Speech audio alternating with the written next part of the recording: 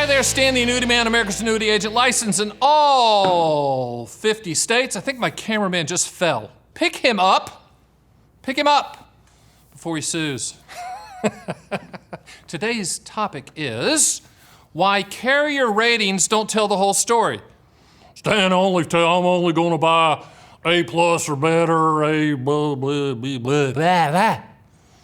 The reason that they don't tell the whole story for us at The Annuity Man, the gorilla in the annuity industry room, licensed in all 50 states, is that ratings are part of what we look at.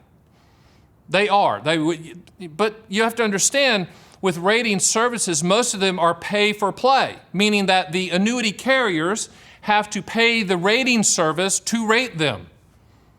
So there's a little bit of conflict of interest, but not much. But you can't say, I'm only going to do this carrier with this rating. Now, we do have a rule at the Annuity Man that if you're looking for lifetime income, our recommendation currently at the time of this taping is depending on what class you went to, are carriers that are only rated A+ or better, but it's even bigger than that for us. Let me tell you why. At The Annuity Man, we have our own internal, what we call scorecard. Now, you're saying, scorecard?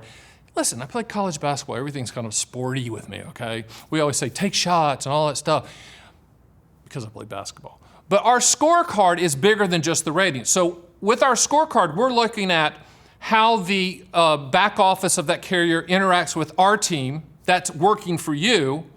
How fast do they issue the policy? How easy is it to work with them? How good is their website? And then me and a bunch of other smart people, and they're smoking cigars and I'm not, look at their financials. We literally go in and do that. And you say, Stan, you don't look that smart to look at financials. Trust me, there's some IQ behind this baseball cap. You know, I used to work at Morgan Stanley, Dean Witter, Payne Weber, and UBS, Union Bank of Switzerland. So I kind of know what I'm looking at. And I have even smarter people around me that can really read the financials and look at the numbers that have been listed by the carriers, in addition to the carrier rating, okay? So I just want you to put that in the back of your head. You can't just be myopically looking at the carrier rating. And typically on our site, we'll list, there's a good company called AM Best, but there's other companies that do it, Standard & Poor's, Moody's, Fitch, that rate carriers for the claims paying ability and the strength. But we do have some, parameters that we say, okay, A+ or better if you want lifetime income because they have to pay you as long as you are breathing, right? Okay, but there might be on our site, because annuities are commodity products, we list all carriers. You might say, you know what, I like that XYZ company or whatever the company's called, okay? I love Sink and Sands, a Texas insurance company. That's the one I want, okay? Great. We say, okay, but right now on our scorecard, TAM, the Annuity Man, on the TAM scorecard, we're not recommending them right now. Now, we're not going to throw a carrier on the bus. We're not going to say anything negative about them. They're doing the best they can. But if they're not meeting our parameters from the administrative side, pro-consumer side, pro-customer side, we will put them on a watch list, not recommend them. And then I have a person in my office that is the sweetest little thing. She's fantastic until this happens and she calls the carrier. And we'll say, call the carrier and tell them we need them to do this, or else we will not recommend them. And she does that, and typically they turn things around for us because we are the Annuity Man, the gorilla in the fixed annuity world. So that's how it works. That's the reason that carrier ratings don't tell the whole story. All right? Now, we'll be very upfront with you on who's on that watch list, who we're not recommending at the time. You know, we don't say anything negative about the company because we want them to be a better company.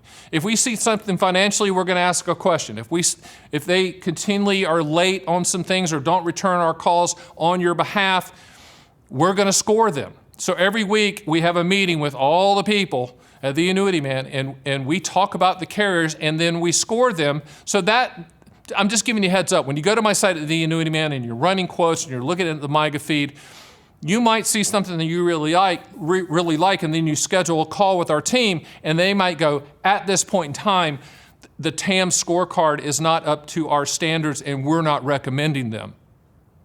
We're okay being wrong about that, but this is your money, okay? That's the reason that, I own the company with my wife, owned it for a long time, but we take this serious. We both came from low middle class America, and nothing wrong with that, okay? But what that means is, I always say there's two types of advisors. Advisors that grew up rich and advisors that grew up not rich.